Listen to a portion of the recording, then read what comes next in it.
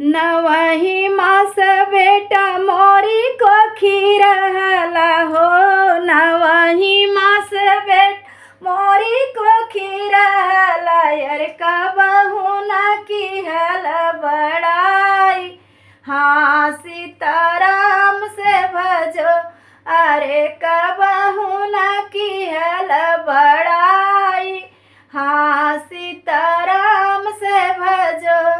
एक ही मास बेटा गया ससुरारी हो, एक ही मास बेटा गया ससुरारी। अरे सासू जी इतनी बड़ाई, हाँ सीताराम से भजो, अरे सासू जी कर इतनी बड़ाई, हाँ सीताराम से भजो।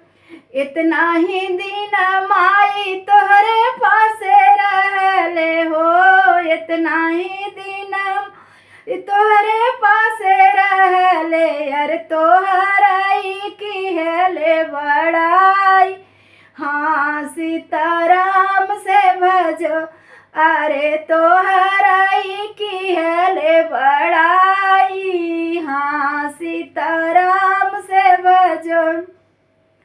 अरे कही दिन माई आए ससुररिया हो, एक ही दिन माई आए ससुररिया। यार सासू जी के अपन बनाई, हाँ सीताराम से भजो, अरे सासू जी भी अपन ही माई, हाँ सीताराम से भजो।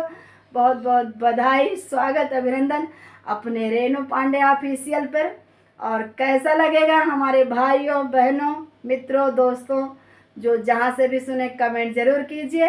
और हाँ अच्छा लगे तो सब्सक्राइब करना ज़रूर।